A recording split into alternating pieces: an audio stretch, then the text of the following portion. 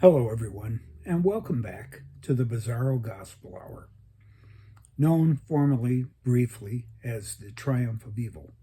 I'm your host, Bishop Pete, and the reason I briefly renamed the show The Triumph of Evil was to partly see if I could get any more viewers, which I did not, so what the hell, might as well go back to the original name, and also because of the general theme of the show was and will continue to be the triumph of evil under Donald Trump, also known as Satan.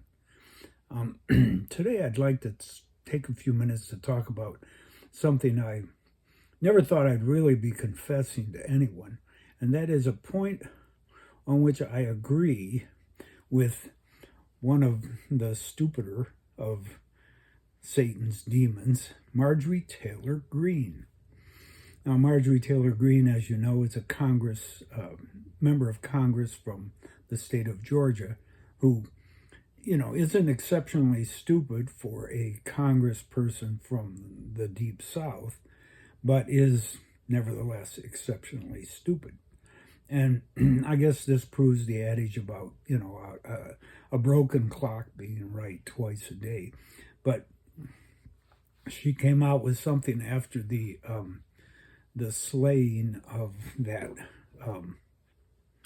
archdemon Charlie Kirk, about and it was an idea she had and trotted out earlier, with which I agreed at the time, and that was the idea that what we need in this country is a peaceful national divorce of the blue states from the red states, that we should in fact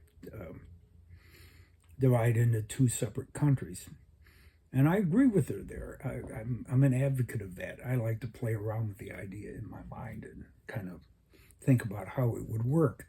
I do believe, as she does, although of course her position is slanted from the right, that the right and the left in this country are diametrically opposed and will never completely agree with one another about anything, and that our differences are so fundamental that there really isn't any point in us trying to remain as a united country, and that instead we should break into two countries.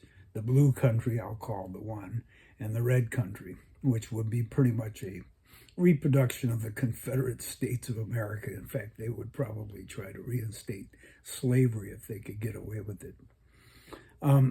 So how would that work? It's an intriguing idea, and one that would certainly free up each side to be as far to the right or far to the left as it wished to be. Although I don't think the red side would have that far to go. The left side might be able to improve quite a bit on the way things are in the blue states. So what you would have is a partition of the country into some non-contiguous sort of areas. I was looking at a map just to kind of refresh my memory, and the way it would work would be something like the blue states, the solidly, truly blue states would probably want to remain blue states. But the way I would envision it happening would be that there would be a period of time during which each state could decide whether it wanted to join the blue nation or the red nation on a going forward basis. Give it a year or something, and the legislatures or the voters of the states could decide whether they wanted to be in the blue country or the red country. And then after that, the citizens of each country could have a few years to move around and decide whether they wanted to move, let's say, from a red state to the red country to a blue country or something like that. So it would, in theory, it would be a fairly peaceful transition. So the way the map would look would be something like this. Imagine blue and red states. There's a big, huge chunk of real estate in the central and southern part of the United States that would be red, red, red. But population-wise, I think there would be at least as many blue people as there would be red people. So you'd have over on the west side of the country, what is now the west side of the country, a section of the blue country that would consist of Hawaii, Washington, Oregon, and of course California. And then the other couple of the other reliably blue states, or at least reliably in the past 20 or so years, would be New Mexico and Colorado. And then in the middle of the country, there would be a couple of pretty sure thing blue states, Illinois and Minnesota. And over on the East Coast, you'd have the eastern seaboard, probably from Virginia on up through Delaware, Maryland, New Jersey, New York, and then the 6 New England states would all be blue as well. This is what I would predict they would probably vote to be. And there may indeed be other states that would decide they wanted to be blue states, even if they haven't always been blue states, because I think that ultimately, and this kind of proves the stupidity of Marjorie Taylor Greene in putting this idea forward, when I think it really should be an idea put forward by the leftists instead, is that, you know, that the economic advantages, the intellectual advantages, the advantages in terms of access to and control of the media and, let's say, you know, manufacturing and things of that nature would definitely be much more in favor of the blue states. California on its own right now is the 4th largest economy in the world.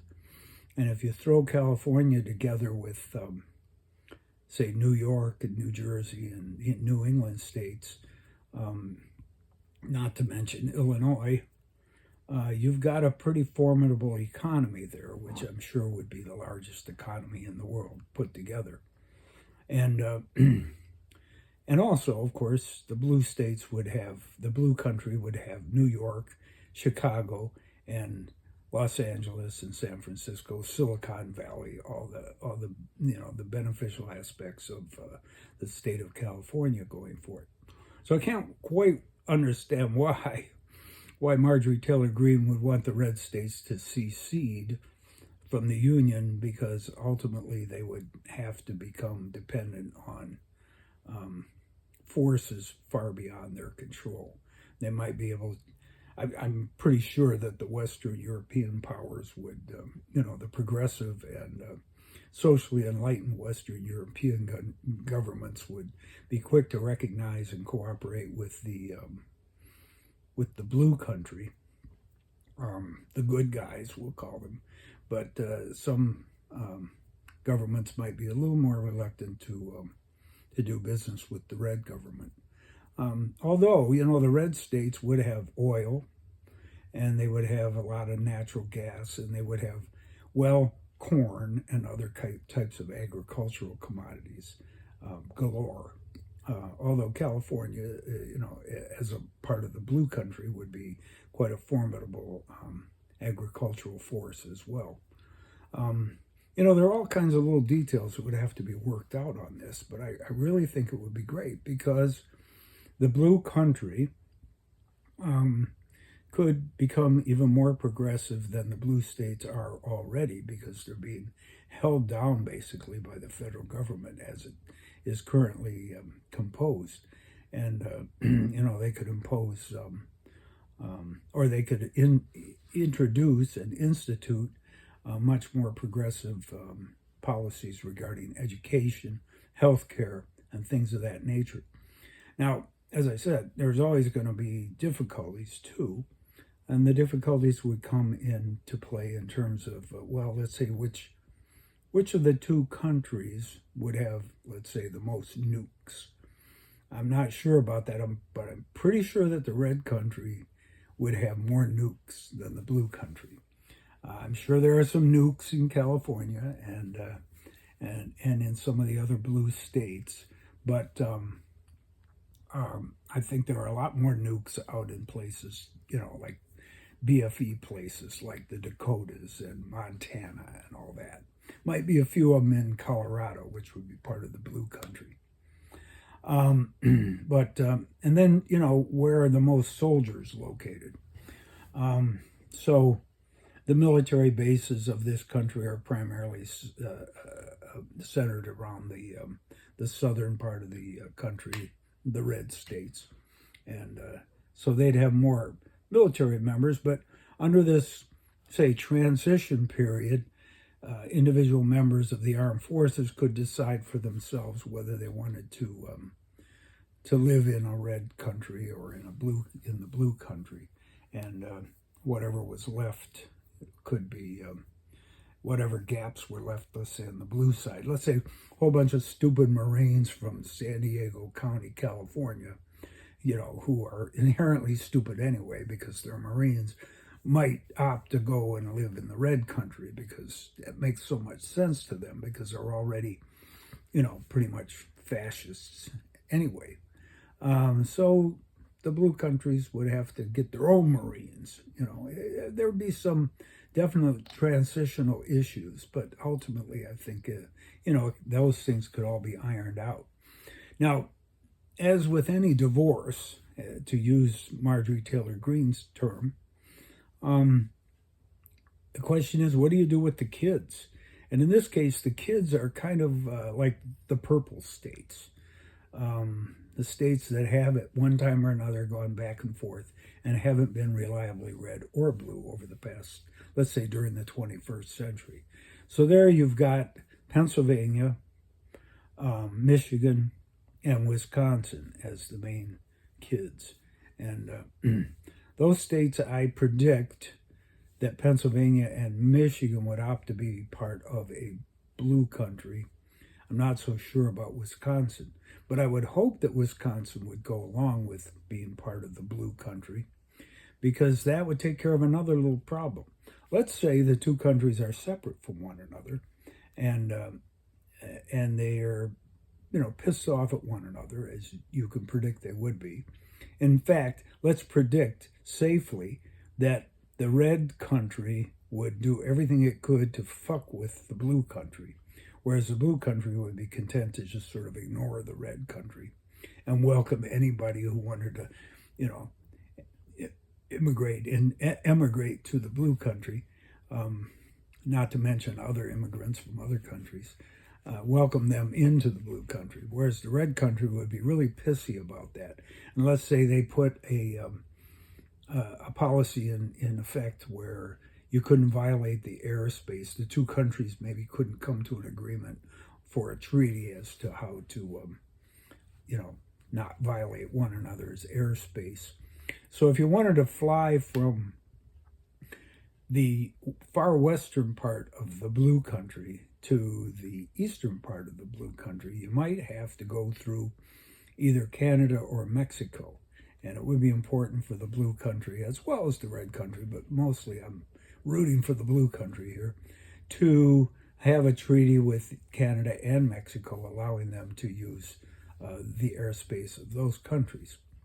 And the important thing would be that you could get from any individual blue state to any other individual blue state or other part of the blue country without violating the red airspace. So it's important that Wisconsin comes along. Either Wisconsin or Iowa would have to fall into line and become a blue state. And I don't see Iowa doing that anytime soon. So I'm thinking Wisconsin would have to be a blue state because to get from Illinois to Minnesota at present requires crossing it over red airspace. That is the airspace of Iowa. So it would be nice if Wisconsin was a blue part of the blue country, and then you could fly from Illinois to anywhere else by going through Canada, we'll say. Well, it would have to be Canada, wouldn't it? And the little chunk of real estate that comprises Colorado and New Mexico could be traveled to and from by access to Mexico. So you could, let's say you take off from Denver, you got to go down to Mexico to get, come back up and be in Los Angeles. Well, these are like details that could be worked out. And ideally, the two countries might maybe allow people to fly over one another's country. I don't see that happening for any length of time because, as I said, the left basically is and has been content to kind of let the right just sort of, be its own sweet, stupid self, to sort of ignore it, pretend that it doesn't exist. The right has no such reciprocal feelings. The right wants to annihilate the left. I don't think there should be any doubt in anybody's mind about that at this point. And it would remain, vengeful and in that same general vein. So, we could probably count on the fact that the two countries would be pretty close to at war with one another without actually invading one another. Although it might become necessary for one country to invade the other at some point in the future. But again, militarily, I think they'd be fairly equally matched, and it might be one of those mutual assured destruction scenarios. It'll be interesting to see, too, which countries take advantage of the red states. If you remember from history, when the Confederacy was formed, there were some important reasons why a couple of the European countries in particular, France and Great Britain,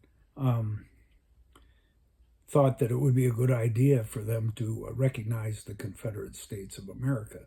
And it was only through, various maneuvers by the Lincoln administration that didn't end up happening, because the South had lots of cheap labor, well, free labor basically, but cheap labor. And they had cotton. They had a raw material that both France and Britain wanted and needed. And they would have been willing to throw in with the Confederacy just to be able to have access to that raw material. So it could be also that, whatever the United States, the red part of the United States today, the red country, had to offer by way of natural resources, oil, and so on, that might be tempting. Other agricultural products, well, cotton. Texas produces a hell of a lot of cotton. So does Arizona. Arizona, I don't know if that even qualifies as a purple state. If it did, that'd be great, because that would kind of form a corridor from, Colorado all the way over to the West Coast. But we might work hard at trying to get the Arizonans to fall in and become part of the blue country. Alaska, I don't know. Fuck it. Alaska is so dependent on the federal government now, even though it likes to pretend that it's, the land of ultimate independence, that who knows, they might even vote to become part of the blue country as well. And who knows? Maybe maybe they'll join Canada. I don't know. Anyway, there are some other issues involved in this too. How long would the blue country, for example, tolerate fascist government in the red country before it found it necessary to intervene in some way?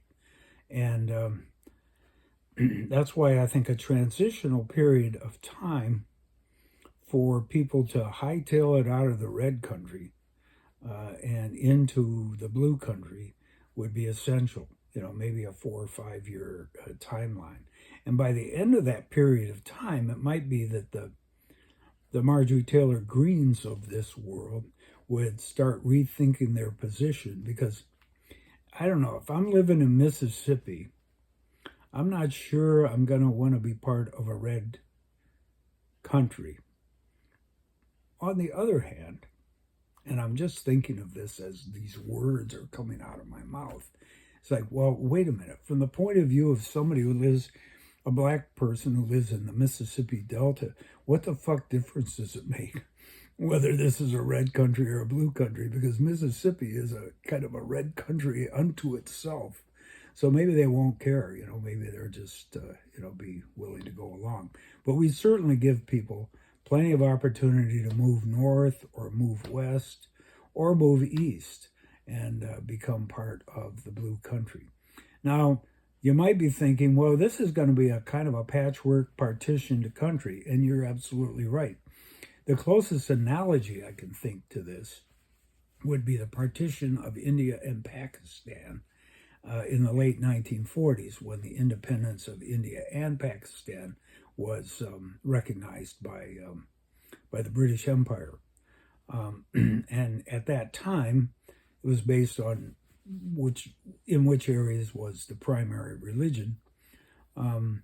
East Pakistan and West Pakistan, or Pakistan, were both part of the same country, even though the two countries were divided by the Indian subcontinent.